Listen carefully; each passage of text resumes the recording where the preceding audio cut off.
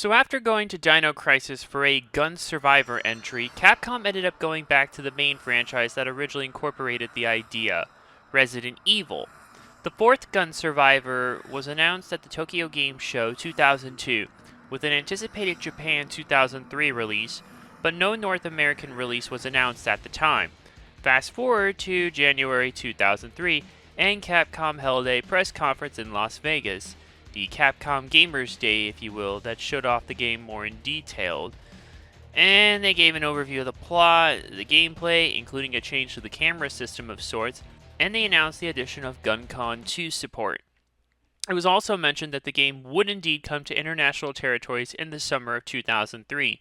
Capcom further confirmed the game's planned international release at E3 2003, when they further showed the game off under its US title alongside two other Resident Evil titles, the GameCube port of Code Veronica X and Resident Evil Outbreak. Development went pretty smooth and the game came out when it should have. Resident Evil Dead Aim, known in Japan as Gun Survivor 4 Biohazard Heroes Never Die, was developed by Kavia, published by Capcom, and was exclusively released on the PlayStation 2 on February 13, 2003 for Japan, June 17, 2003 for North America, and July 11, 2003 for PAL territories. With a few key changes and a return to a more RE-like formula on a smaller scale, Dead Aim does prove its worth as the best Gun Survivor game of the bunch and an enjoyable game in its own right. Resident Evil Dead Aim more closely follows the actual Resident Evil formula, unlike the last two Gun Survivor games. Survivor 2 was just pick up the key card and get to the goal before time runs out. Dino Stalker was a very linear arcade-like shooter that had many of the movements seen in the Survivor games, but not a lot of substance. Here though, you actually do standard RE-like things. You'll pick up keys and card keys to unlock doors to open more areas, while occasionally puzzle solving, which they're way more basic here compared to the main RE games. You'll also find a variety of weapons to use. You'll start with a basic handgun that can get plenty of ammo, especially in save rooms. For some of the bosses / later sections, you're going to need better weapons. In addition to the default handgun, there's a magnum, a semi-automatic handgun, a shotgun, an assault rifle, a grenade launcher, and a charged particle rifle. It's more quality over quantity, but there's definitely a weapon for the right situation.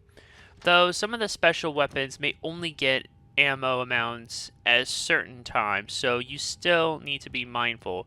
It usually, I guess, depends somewhat on the difficulty you select, how much health and ammo can be found. Although inventory management isn't much of a thing here, well, you can only hold up to 6 clips of any specific ammo at any given time, like up to 6 clips in general, and you can't pick up ammo for guns you don't have. But you can hold every gun in your inventory and as many health kits and key game items as you need, so in a way it's not as demanding as other RE games, which is a good thing for beginners looking to get into the franchise. The camera and the like have also been adjusted for beginners, and likely because of the unique control scheme. Rather than the fixed camera angles plus tank controls, we now actually have a third-person camera when moving. This isn't quite over the shoulder like Resident Evil 4, at least when it comes to aiming, but it is directly behind the camera when moving. This is even more of a third-person camera than the hybrid-like ones seen in Code Veronica and the Outbreak games, which still had a mix of both tank and non-tank-like angles. When shooting, though, it goes into first-person mode like the other Survivor games. However, you can't fully move in this mode until you exit it. You can only turn your view to the side slightly. You'll need to do this occasionally because some zombies will find a way to sneak up on you. To help you dodge when not shooting, you can quick turn, and you can press the emergency evasion button before an enemy attacks you so you can dodge. Master these, and you should be a-okay to go. In general, this seems like what would become the main style since Resident Evil 4, mixed with a little bit of the Survivor element. Kavia did a good job blending the right amount here to where it succeeds in being both RE and light gun-like. The controls will once again depend on which controller you use.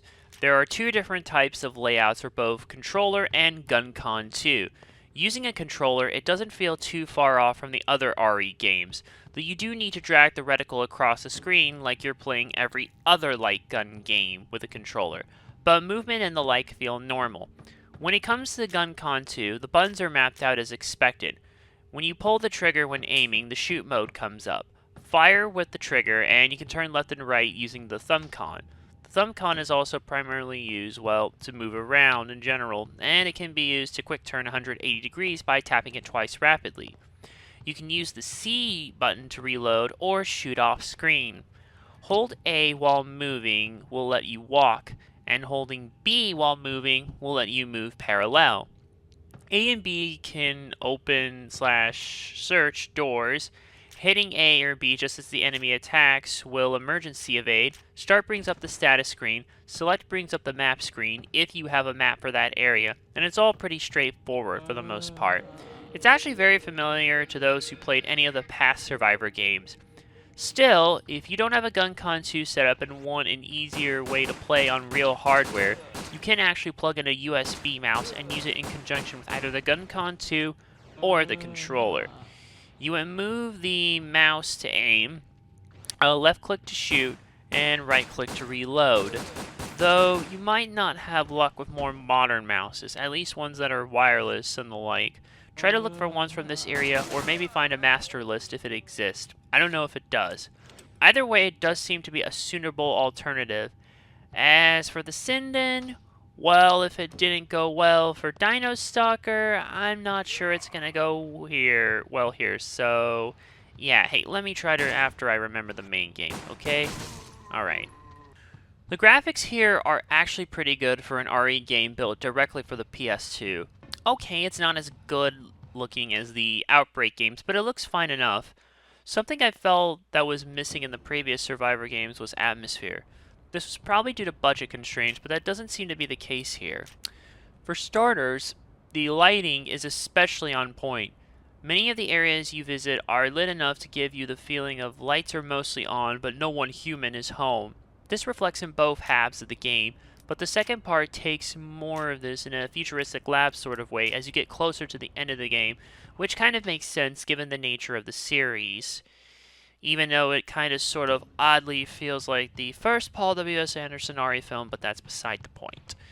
The night sky also further adds to the atmosphere when you're on the outer decks of the cruise ship, and it looks good and makes the darkness that more apparent.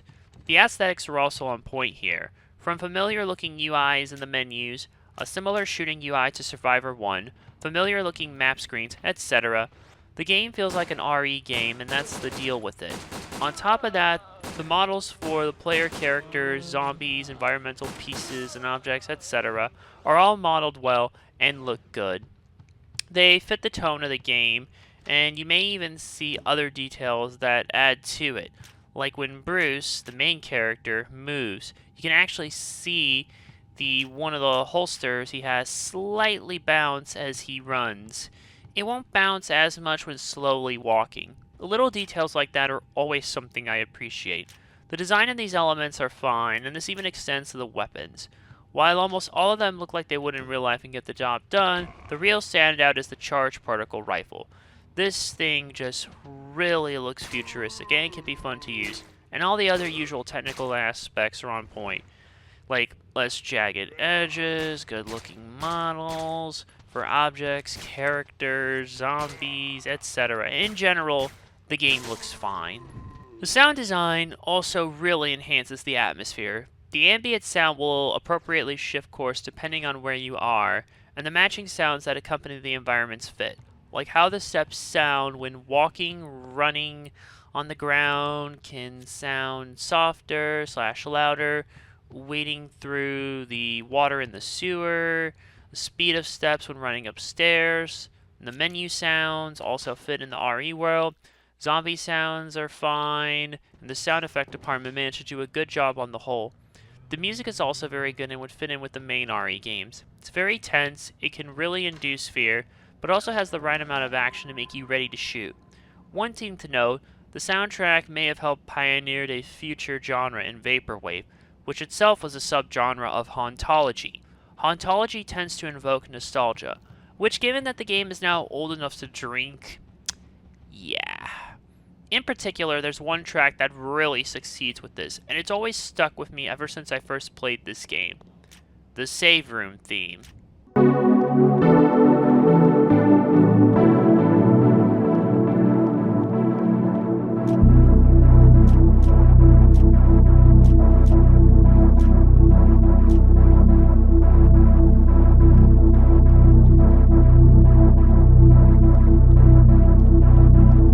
When you pair this theme up with either ocean ambience or the PS2 system ambience, I think it really brings out a haunting yet oddly relaxing sound to it. I honestly think it's one of the best save room themes in the entire Resident Evil series. So yeah, the music rules. Voice acting is back on the good-bad side again. Cheesy as hell, but not as groan-inducing as Dino Stalker. Bruce is voiced by Raj Ramaya, a Canadian singer-songwriter who lived in Japan for 20 years and even did music for the Cowboy Bebop movie, mainly the theme Ask DNA. He also sang Here Comes the Rain from Gungrave. He's done some voice acting work in Shenmue 2, Steel Battalion, Bloody Roar 4, and this game. You can kind of see why this list is so short once you hear his performance, but hey, there is still some joy to get out of it, even if it's not for the right reasons. There's actually not much replayability here, unlike Dino Stalker. Beating on easy with an A rank starts with all handguns and the shotgun. An S rank on hard, all weapons and unlimited ammo. A on normal or S on easy, all weapons except the charged particle rifle. A on hard or S on normal, all weapons with unlimited ammo except the charged particle rifle. You can also change the colors on the title screen after beating the game. So yeah, it's really just the weapons and on for New Game Plus, depending on the rank. Which New Game Plus doesn't have much to it, but I digress. Only one thing left to do now. The story. We start off with a quote from our main bad guy, Morpheus D. Duval. You actually see this every time you load up your save. We then get an explanation of how we got here from our main character, Bruce McGivern, misspelled as McGavin on the back of the English box in the US release. He's a member of the US Stratcom Anti-Umbrella Pursuit Investigation Team. Their goal is to take down Umbrella. And notice something about the narration, though? Umbrella, the corporation developing the virus, refused to abort the project. And once again, the threat of biological terror was thrust upon the world. A large amount of T-virus was stolen 3 days ago when a terrorist group hit an Umbrella lab in France. Yesterday, one of Umbrella's cruisers was hijacked and contaminated with the same virus. The English subtitles don't match the voices heard in-game.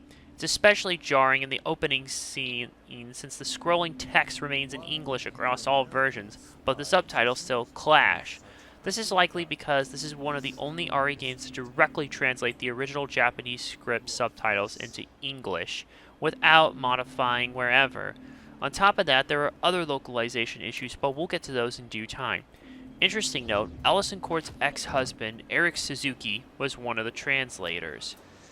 Bruce infiltrates the Umbrella-owned ship Spencer Range to stop Morpheus, a former Umbrella employee, because he stole samples of the T virus from a French lab and unleashed a secret bioorganic weapon cargo on the ship. Upon arrival, he gets caught and held by Morpheus, but right as he's about to get yeeted, this happens.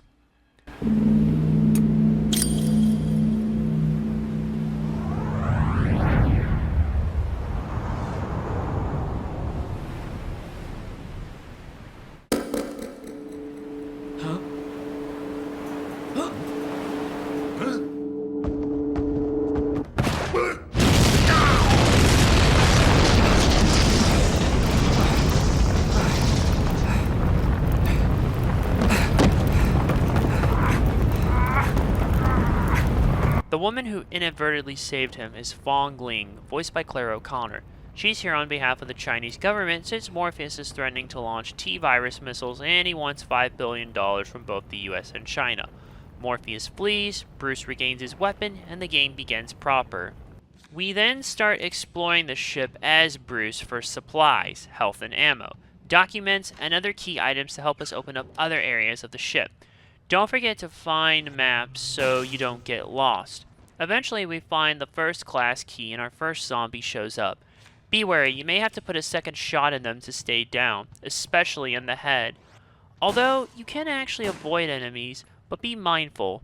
After we use the key and enter the door, we find ourselves in the lobby. We make our way to the other end on the second floor.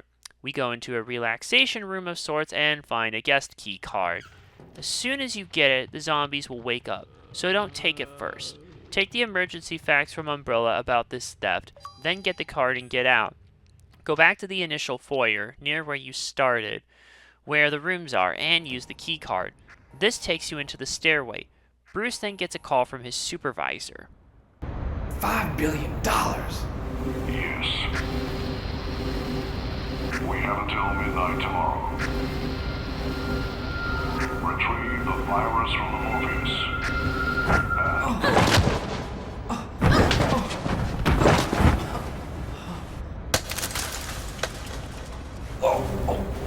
Wait, you saved me earlier. You're Chinese Security Bureau, huh?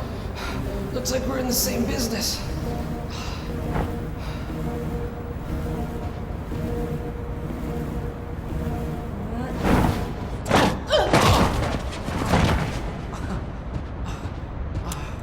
Same business doesn't mean same side, Bruce McGiver. Yeah, Bruce and Fong, or should I say Discount Leon and Ada respectively, seem to be adversaries working on the same goal. Also some tension.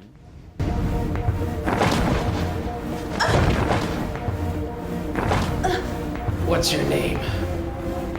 If cooperation is too much to ask for on our first date, might I suggest we simply stay out of each other's way? Fong Ling, that's my name. And I don't... After that, go down the stairs and use the key on the panel. This opens the doors on the second floor for you to explore. After a series of navigations that lead you to the first save room, you end up in another set of rooms. Enter one of them and get the ID card. Leave the area and go back to the panel in the same stairway. This opens up the first floor doors. Make your way to the kitchen and grab the shotgun. You don't have it on normal by default, and hard by association. Then go out to the pool deck to get the maintenance key. This opens up a hatch that needs a handle. Go through the other door on the first floor, and get to the electric lock there. Use the key and it opens a door back in the main lobby. Go through the door opposite the one where you are, and go to the storage room. Get the handle and some shotgun shells. Just as Bruce starts heading out, he gets attacked.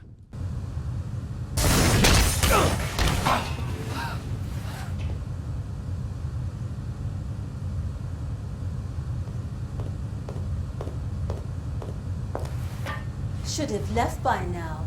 Somewhere in America, there's a kitten stuck in the tree, desperately needing your help.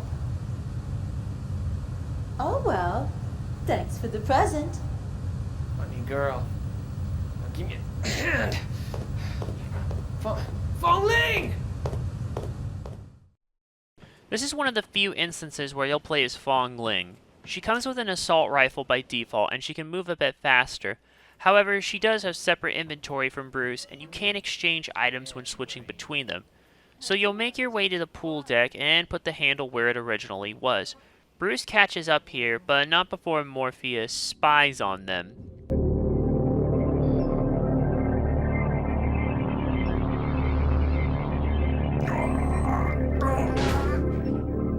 You will not destroy this for me. He then sends two other creatures to attack them.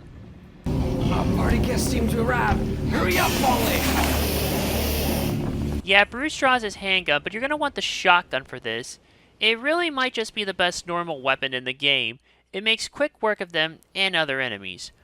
One mini-boss battle later, they're done. Enjoy your stay. Not again.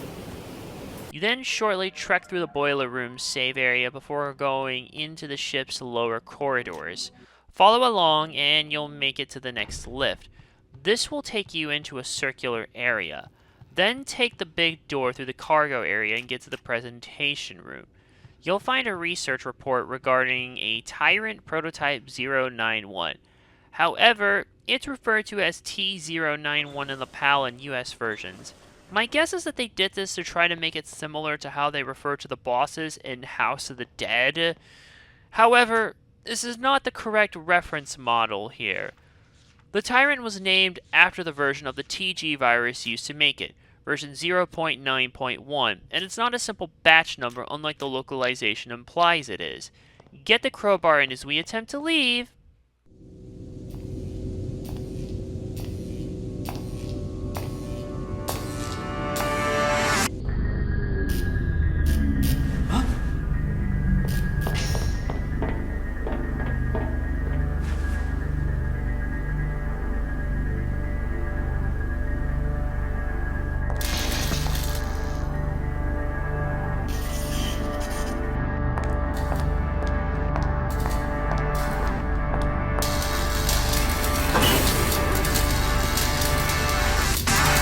The other side of Morpheus.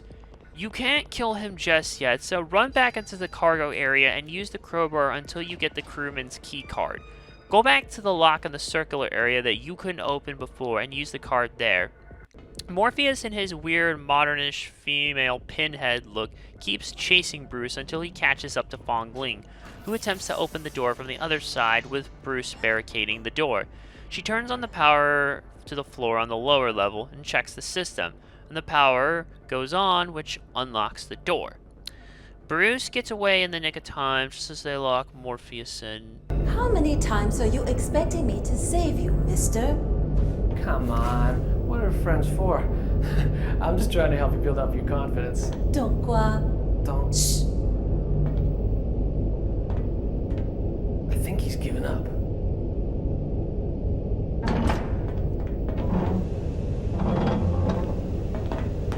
Wait! Before you said Donghua, what does that mean? It means you are cool.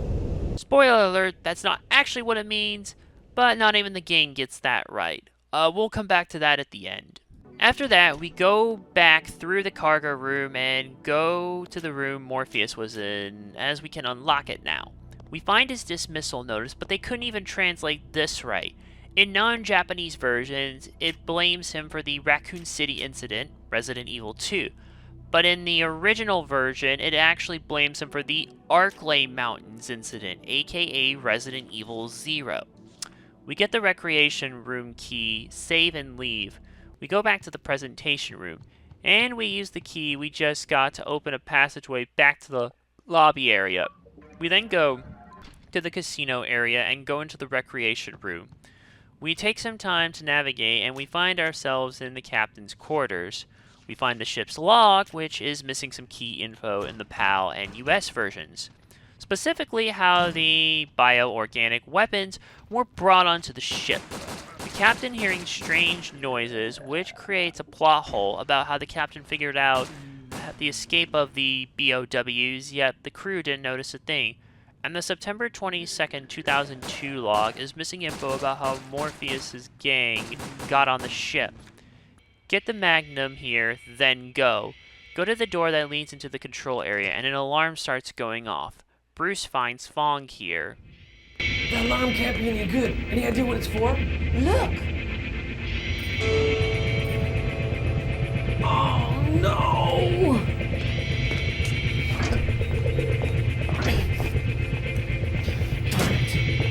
We gotta get out of here!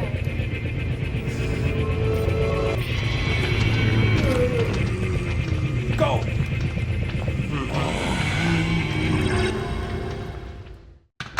She goes ahead while we get to the heliport and find the first proper boss. Fong Ling isn't doing so hot.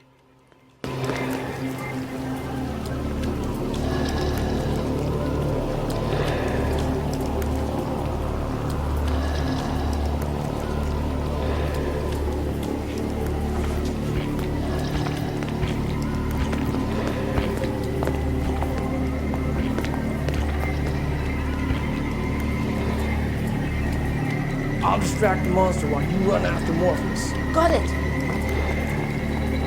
Alright, monster. It's payback time.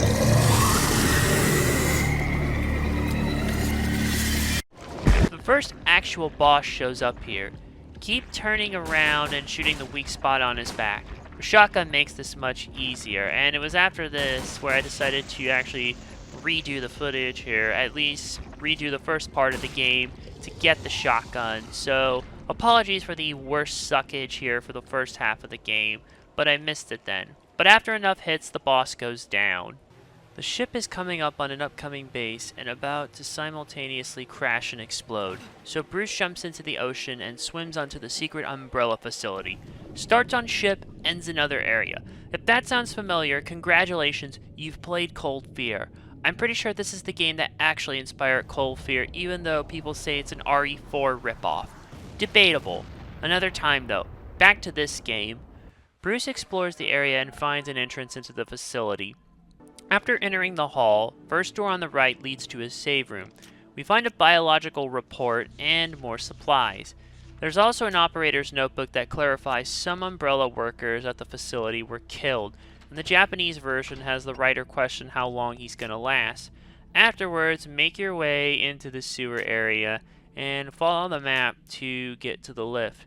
Be careful treading here, though. Creatures lurk throughout the water. Once you get to the lift, you'll find the communications room with a radio. Use it. Bruce radios with his supervisor who warns him of Morpheus's plan. They're gonna launch missiles carrying the T-virus at major cities across the United States. The Chinese are no longer in this with us. They've agreed to pay the $5 billion. Then that would make Fong Ling's presence obsolete. Fong Ling? Bruce, have you had contact with Fong Ling? Yes, if China were to choose to cooperate with Morpheus. In any case, the United States will not be threatened, and we do not negotiate with terrorists. The safety of our nation is in your hands. Good luck.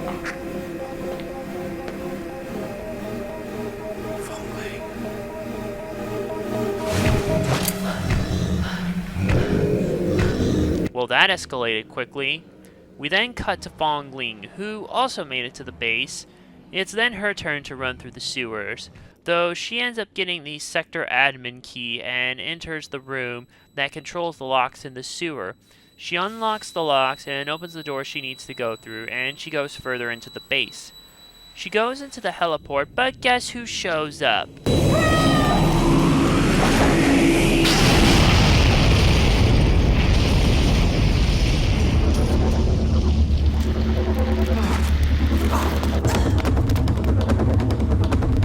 Luckily, he's here to save her.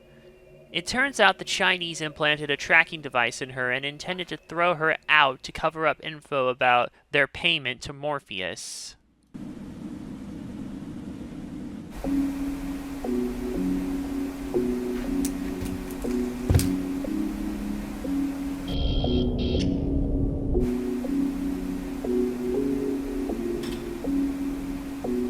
The government seems to care an awful lot about where you are.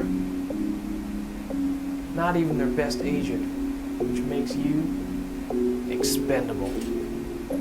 We go further into the base, closer to the lab, and enter the first room you see for another save room. Supplies, the freight area map, another biological report, and alpha report. Use the map to find where to go via the lifts until you get to an area boxed off by a gate. But a body is there. Get the elevator key card, then get to the elevator area. When he attempts to activate the elevator, another boss. Aim towards his throat using the grenade launcher when he's not sniffing. Or you can also use the shotgun as well, or Magnum. It will eventually knock him down. Be careful, he's one of two bosses who could stun lock you if you're not careful. Or yeah, you could use Magnum or shotgun like I said earlier. Well, either way, he's gonna go down. Bruce then makes it into the elevator, but not before Fong Ling catches up with him. The missiles are below this room. We don't have much time. Let's go.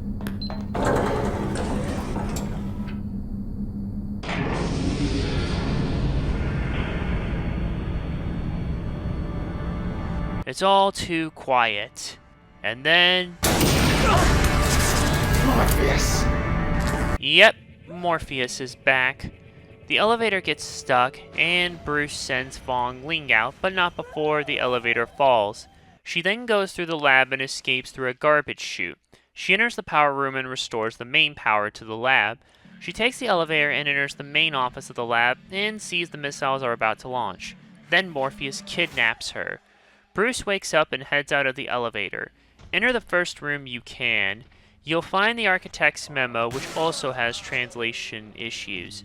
The Japanese version further confirms Morpheus's involvement with the Arklay Mountains incident, leading to his dismissal. You also get a map for the lab, then get the pod bay key card. Take the elevator and go to the 3rd floor. Use the key card on the door that needs it and get the digital recorder.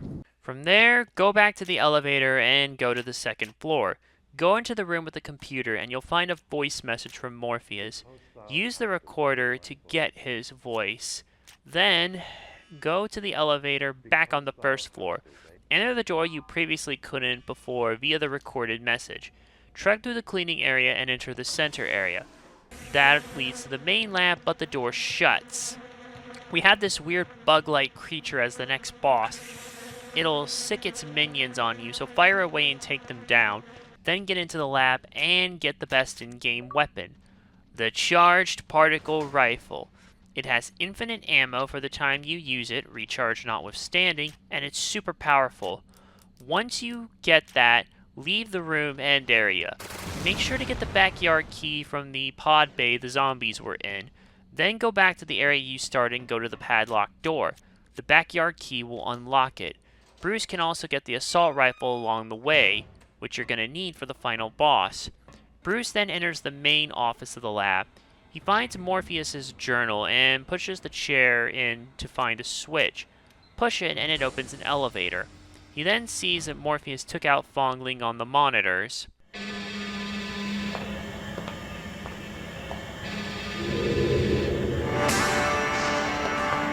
Fong Ling! Still alive? Some people just don't know when to let go.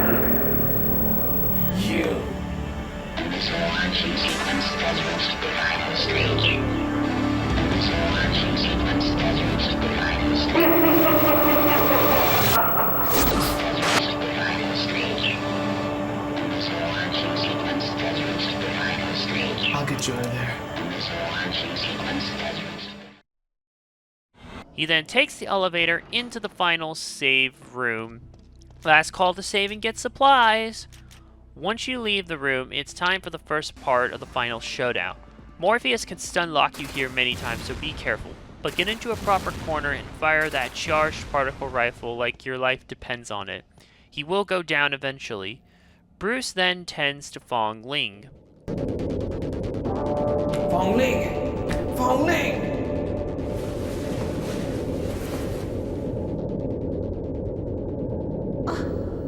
Why did you save me? Your first priority should have been to disarm the missiles. A Donghua never abandons a woman.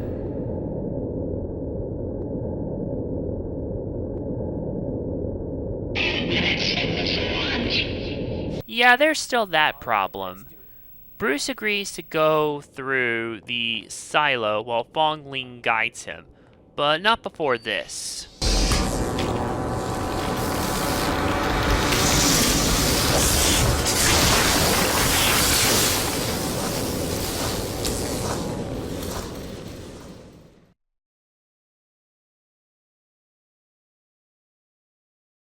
So, as Bruce is running, with you only having 5 minutes to escape, yeah, go now.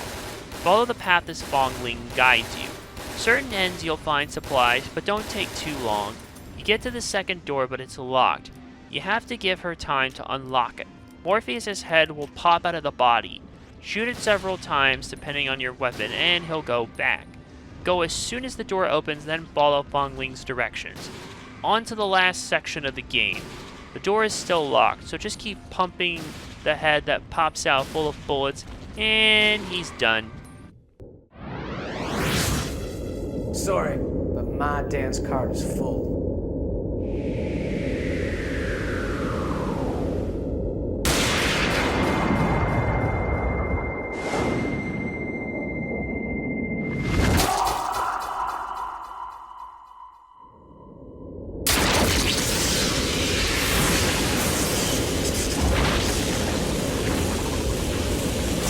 Bruce and Ling escape, the missiles are stopped, roll credits, but not before a mid-credits sequence.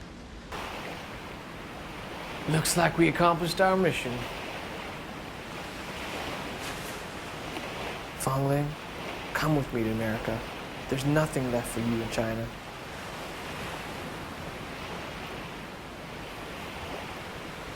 No, I'm going home. I belong to China. Tonghua, I'm truly an idiot after all. You know what it really means? I've been in your country once. That was not in your dossier. Guys, there's a helicopter coming? Maybe don't get too, you know? Also, anyone who grew up with Sagwa would actually realize Donghua means winter melon, since that's the name of one of the main characters. I don't know what's crazier here. The fact that I can't believe it's just... I'm sorry, here I'm a bit more speechless. I can't believe this was the game that actually made me reference Sagwa, but whatever. Yeah, aside from being able to play the whole game as Fangling and an alternate title screen, there's really not much replayability. Resident Evil Dead Aim really is the best gun survivor game of the bunch. It not only took the Resident Evil formula, even if it's not quite as in-depth as the mainline games, and mashed it up with what was intended for the light gun aspects of these games very well. It looks good, sounds uniquely good, controls well, with the mouse option being a huge plus. The atmosphere is on point. There's actually a lot of unique lore here to tie into the main game canon, and the game itself is just fun. However, there are some translation issues in non-Japanese versions. The voice acting leads into the bad side of good bad, and there isn't much replayability. The game is a bit on the short side, and it does take a bit to get used to, assuming you didn't play any prior Gun Survivor games to this. Despite the flaws, it's still a good game that I can recommend. I think this is where they got the mix of Resident Evil and light gun aspects just right, and you don't really have to have played the other Gun Survivor games to enjoy this one. Though it is a bit more on the expensive side. Dead Aim US copies go for $40, and PAL copies go for about $30. Couldn't find any Japanese prices. Die Hard fans probably already have this game, and if you don't, go for it, especially if you have a proper GunCon 2 setup.